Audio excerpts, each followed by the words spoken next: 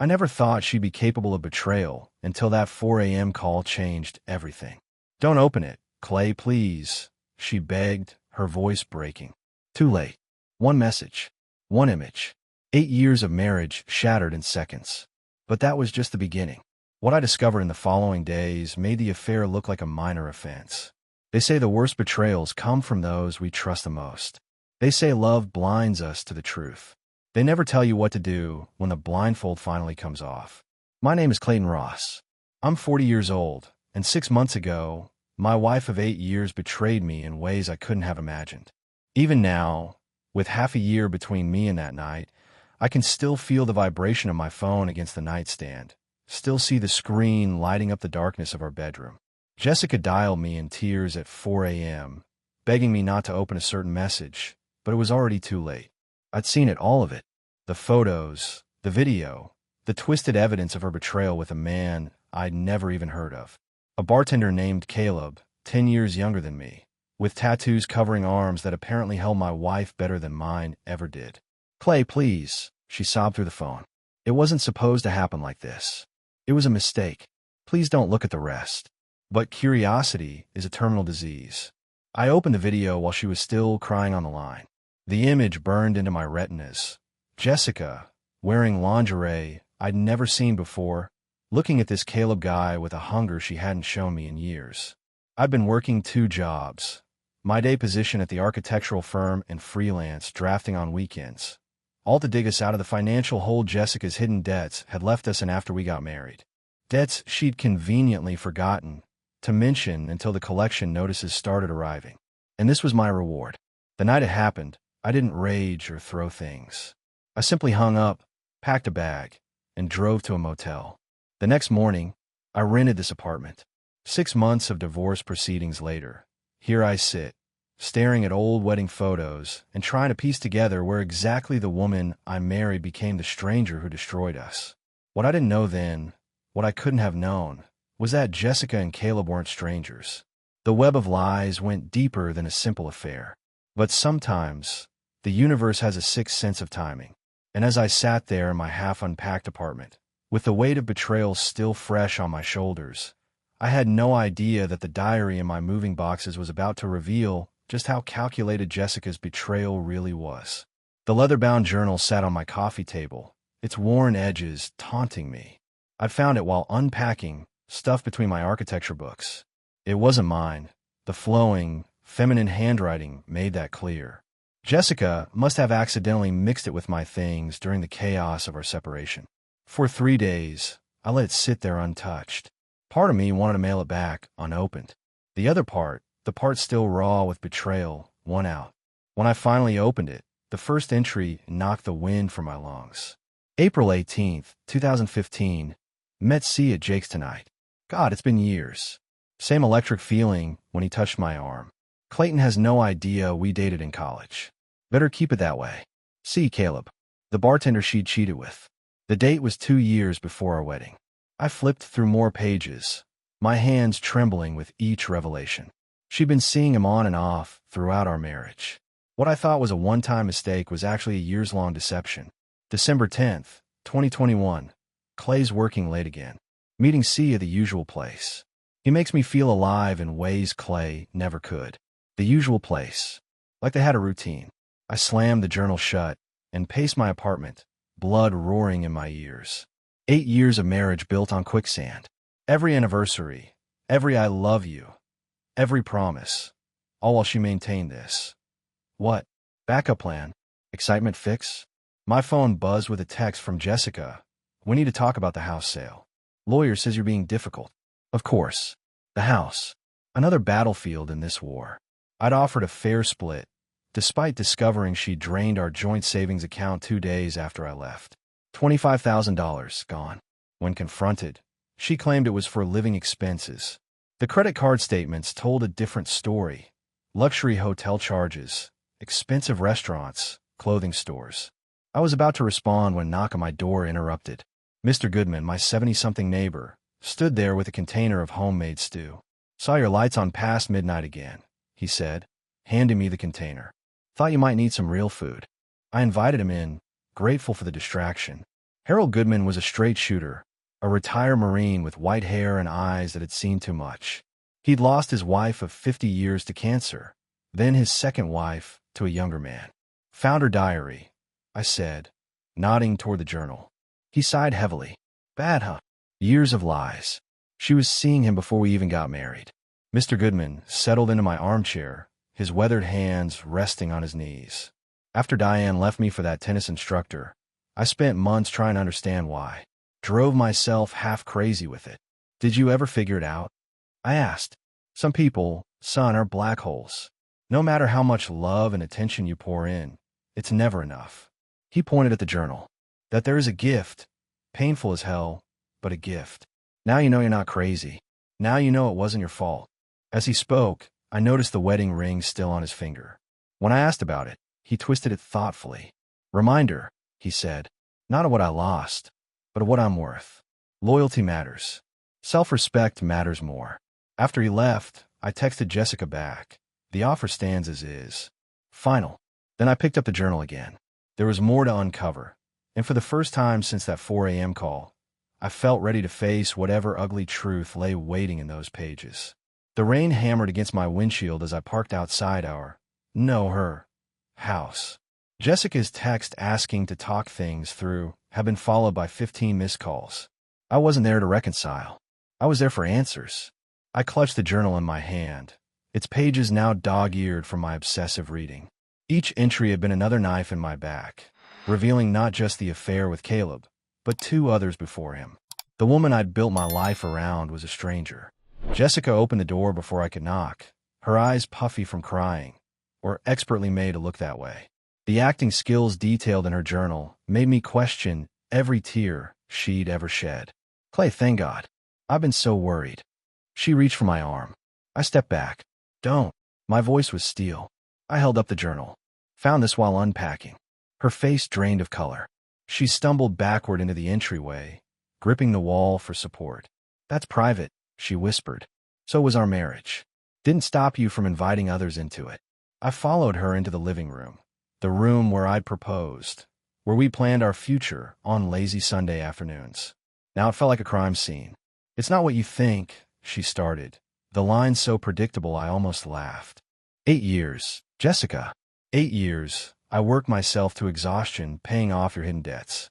And all while you were seeing him. I threw the journal onto the coffee table. You've been seeing Caleb since before we got married. It wasn't serious with him. Don't lie to me. I rarely raised my voice, but the thunder outside matched the storm inside me. April 18th, 2015. You wrote about meeting C at Jake's. How he was your ex from college. She sank onto the couch. That was years ago, Clay. It didn't mean anything. Nothing means anything to you, does it? Not our vows, not the life we built. Tears streamed down her face. I'm sorry. I made mistakes. But I love you. No. I cut her off. You don't get to say that anymore. She wiped her eyes, suddenly shifting tactics. What do you want from me, Clay? To grovel? To beg? We can fix this. Go to counseling. $25,000. I interrupted. That's what I want. Her expression froze. What? You emptied our savings. I want it back. I needed that money, she said, voice hardening. For a fresh start. With Caleb? I asked. Funny, he doesn't seem interested anymore. I pulled out my phone, showed her the screenshots of my conversation with him.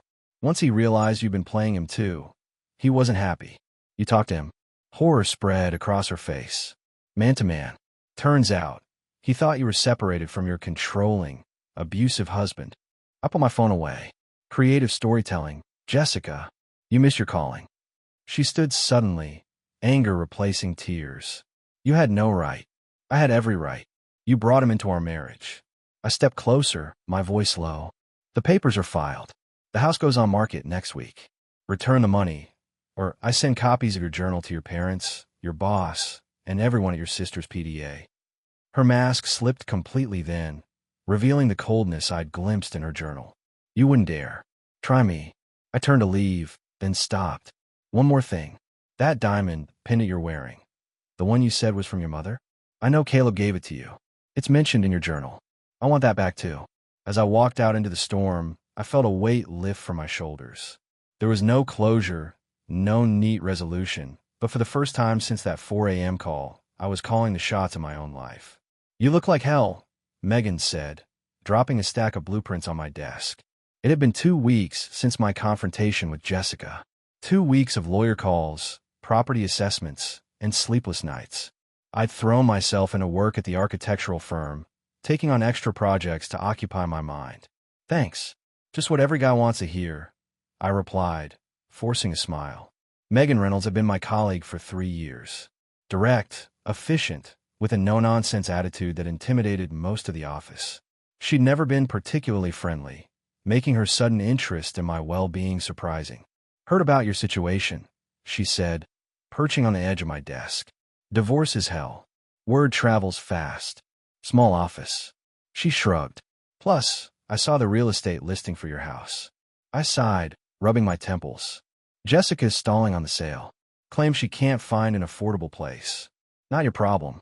Megan's bluntness was refreshing after months of lawyers' careful phrasing. She's an adult. She'll figure it out. As she turned to leave, she hesitated. Listen, a bunch of us are grabbing drinks after work. You should come. Get out of your head for a bit. Before I could respond, my phone buzzed. Caleb's number. Since our confrontation at his apartment, he'd been radio silent. The text was brief. We need to talk.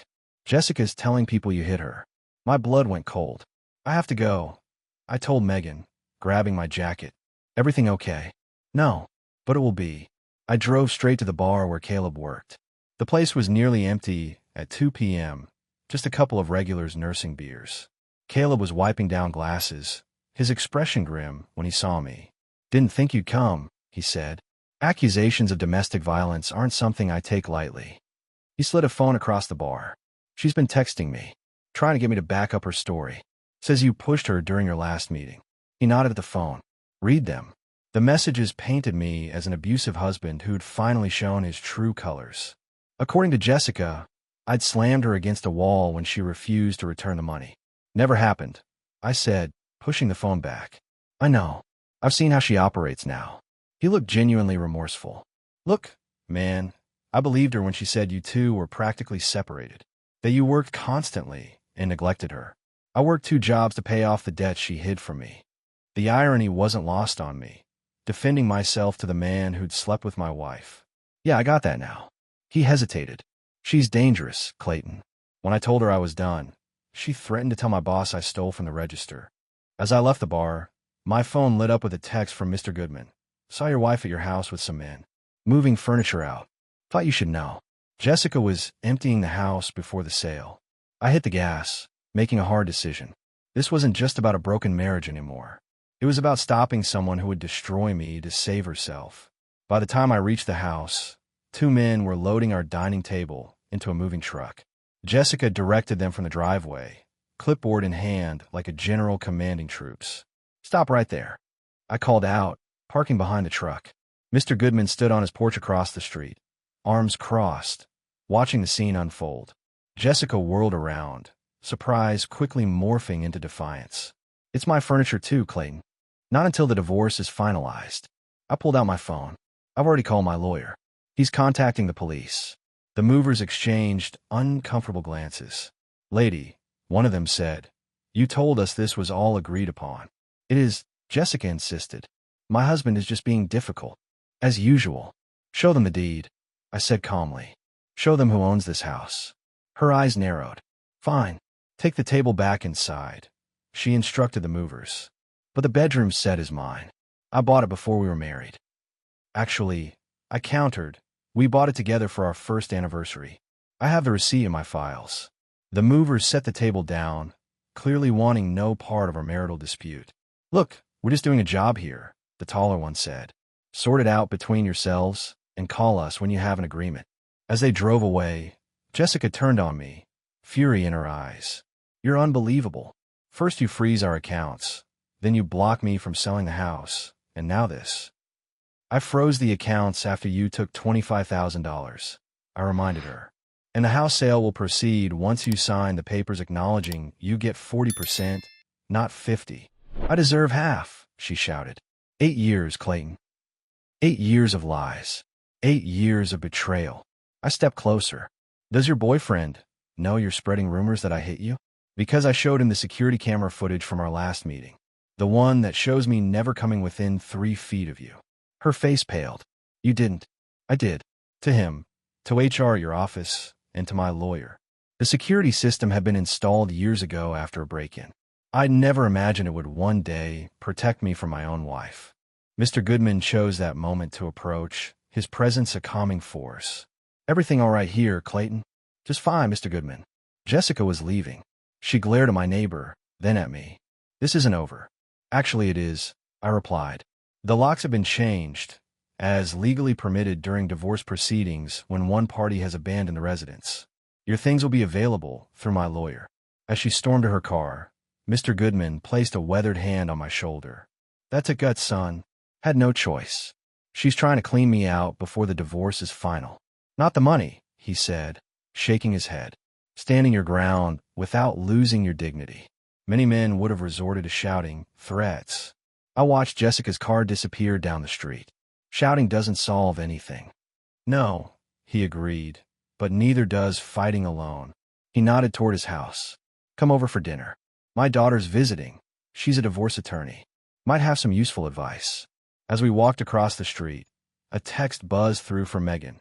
Still on for drinks tonight? For the first time in months, I felt a flicker of something other than anger or pain. Maybe even hope. So that's the whole miserable story, I concluded, setting my beer down. The bar Megan had chosen was quiet for a Friday, just a handful of afterwork professionals unwinding. Megan studied me over her glass of wine. You've been through hell. Still am. I sighed. Jessica's claims that I was abusive got back to the firm. Taylor wants to discuss it on Monday. Taylor's an idiot, Megan scoffed. Anyone who's worked with you knows you're not capable of that. Her confidence in me was unexpected, but welcome. We'd always had a professional relationship, occasionally butting heads over project details. This new, supportive Megan was a surprise. Thanks for this, I said, gesturing to our table. I haven't exactly been social lately. I get it. She traced the rim of her glass. Went through something similar 3 years ago. Fiancé cheated with my roommate. Found out when I came home early from a business trip. I'm sorry. She shrugged. Ancient history now. But I remember how it felt. Like I was going crazy, questioning everything. That's why I wanted to drag you out tonight. You need to remember there's life beyond this mess. As we talked, I realized how much I'd isolated myself since the separation. Work, apartment, lawyers' offices. A triangle of misery I'd been trapped in for months. My phone lit up with a text from Jessica. We need to talk. Face to face. No lawyers. Megan noticed my expression darken. Bad news. Jessica wants to meet. And you're considering it because... I hesitated. I don't know. Closure? Answers. There's still so much I don't understand. Megan leaned forward, her expression serious. Clayton, she's accused you of abuse. Meeting her alone is exactly what she wants. Your word against hers. No witnesses. The weight of her words hit me. Jessica wasn't looking for reconciliation. She was setting a trap. You're right, I admitted, putting my phone away. I'm still thinking like a husband, not like someone protecting himself. Keep those boundaries firm, Megan advised. My mom always said, when someone shows you who they are, believe them. As the evening progressed, conversation shifted away from my divorce to architecture, films, our shared love of hiking. For a few hours, I wasn't Clayton Ross, betray husband. I was just a guy having drinks with an intelligent, funny woman. Walking her to her car later, I felt compelled to ask, why did you reach out? We weren't exactly friends before. Megan smiled, keys jingling in her hand. Let's just say I recognize a good man when I see one, even when he's at his lowest. Before I could respond, she leaned in and kissed my cheek. Don't respond to Jessica's text. And don't overthink this evening. We're just two colleagues having drinks. As I watched her drive away, I realized I hadn't thought about Jessica's betrayal for nearly 2 hours, the longest reprieve I'd had in months. Mr. Goodman's daughter, Elaine, wasn't what I expected. At 50-something with streaks of silver in her dark hair and sharp eyes that missed nothing, she exuded the kind of confidence that comes from fighting and winning difficult battles. So she's fabricated abuse allegations, Elaine summarized, closing her notebook after I had recounted my situation over dinner, and attempted to remove joint property during divorce proceedings. That about covers it, I nodded, finishing my coffee. You were smart to install those security cameras, she said approvingly. Most men in your position wouldn't have that foresight. Mr. Goodman beamed proudly. Clayton here is an architect, always thinking 3 steps ahead. 2 steps would have been nice, I admitted. Might have seen the affair coming. Elaine shook her head. That's not on you. What's important is how you're handling it now. She slid a business card across the table. I normally charge $300 an hour, but for my father's friend, I'll take your case at half my usual rate. I tried to protest, but she waved me off. I specialize in high-conflict divorces. Your wife's actions, the false accusations, emptying joint accounts, attempting to remove property. These are textbook escalation tactics. You need someone who understands what's coming next. And what is coming next? I asked. She'll try to isolate you, turn friends against you, maybe go after your professional reputation. Elaine's expression was grim. People like your wife, when cornered, become dangerous. Her words at home. Jessica had already reached out to colleagues, painting herself as the victim. Without the security footage, I might have been in serious trouble. I'll call your office Monday, I told Elaine. As I prepare to leave, Mr. Goodman walked me to the door. Elaine's the best. Went through her own nightmare divorce 15 years back. Turned that pain into purpose. On the porch, I breathed in the cool evening air. Thank you for this, I said. For being there that day with Jessica, for dinner tonight. All of it. He clasped my shoulder firmly. That's what neighbors are for. Real ones, anyway. My phone buzzed with a text from Megan. How'd it go with the attorney daughter? I smiled despite myself. After our dinner, I'd filled Megan in on Mr. Goodman's invitation. Her interest seemed genuine, not just collegial politeness. Very well. Think I found my new lawyer, I replied. Celebrate tomorrow. Hiking at Redwood Trail.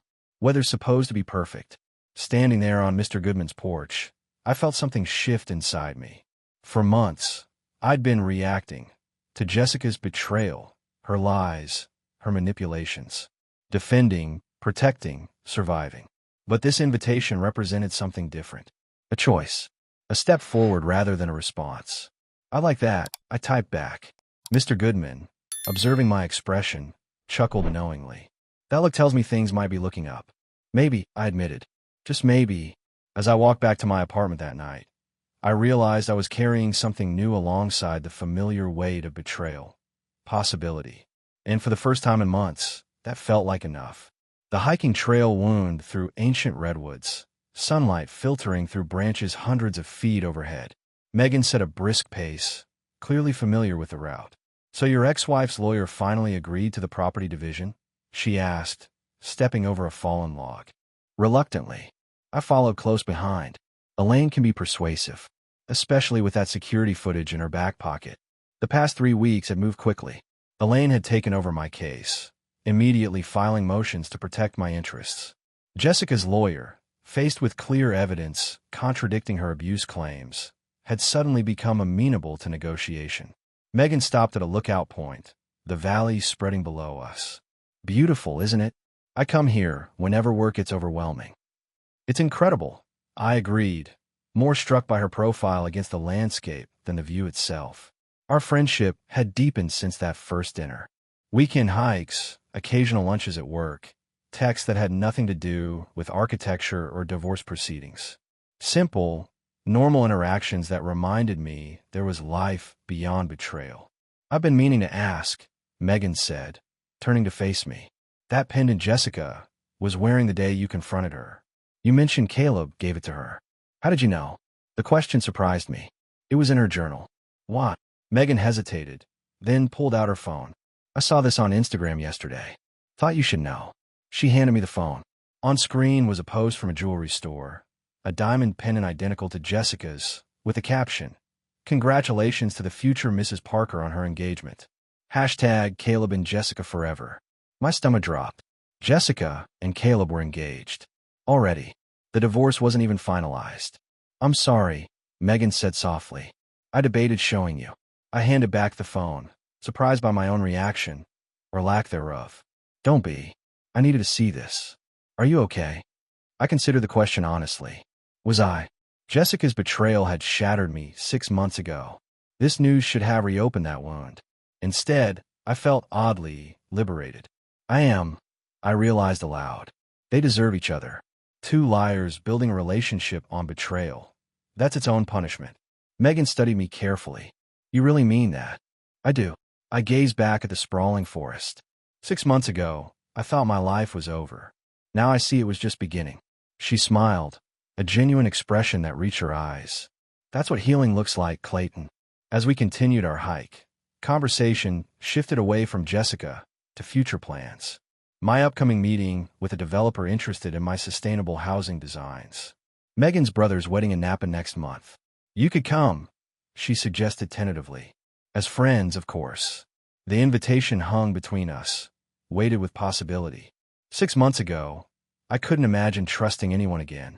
Now, standing beside a woman who had shown me nothing but honesty and respect, I found myself ready to take a chance. I like that, I said. As friends. For now. Her smile was worth every ounce of pain I'd endured to reach this moment.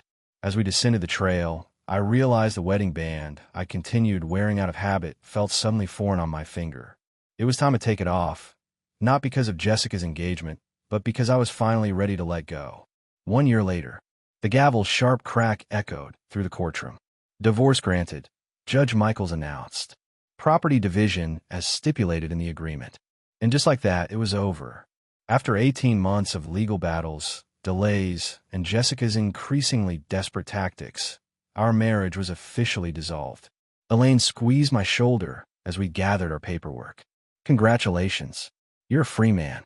Outside the courthouse, autumn sunlight warmed the stone steps.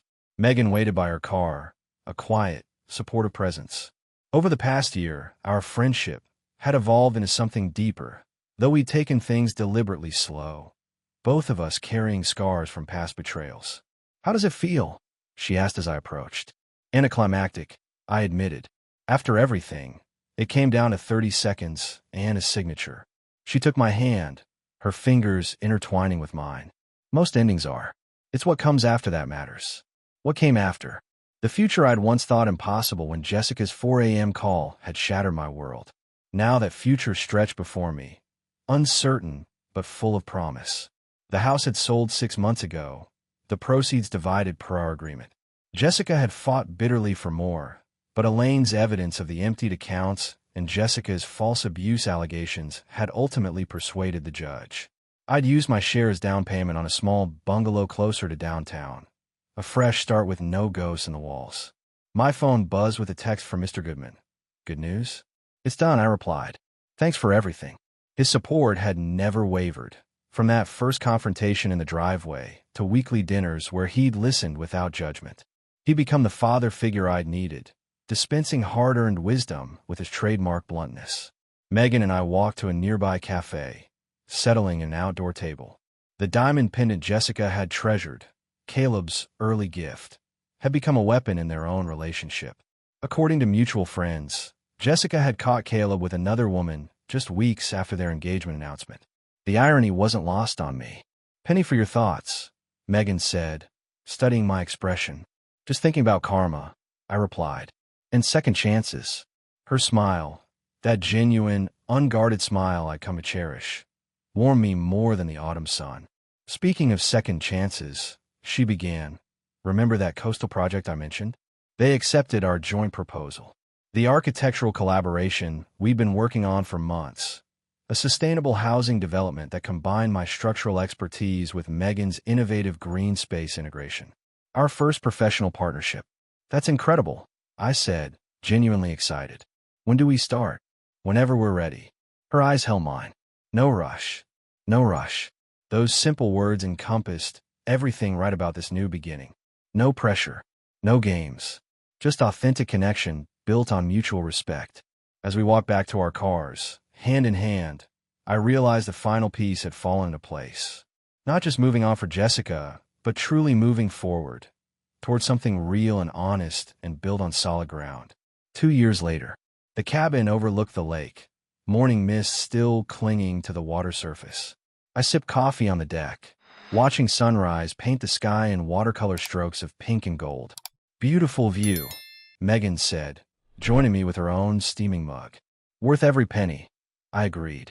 The rental cabin had been her idea, a weekend getaway to celebrate the successful completion of our coastal housing project.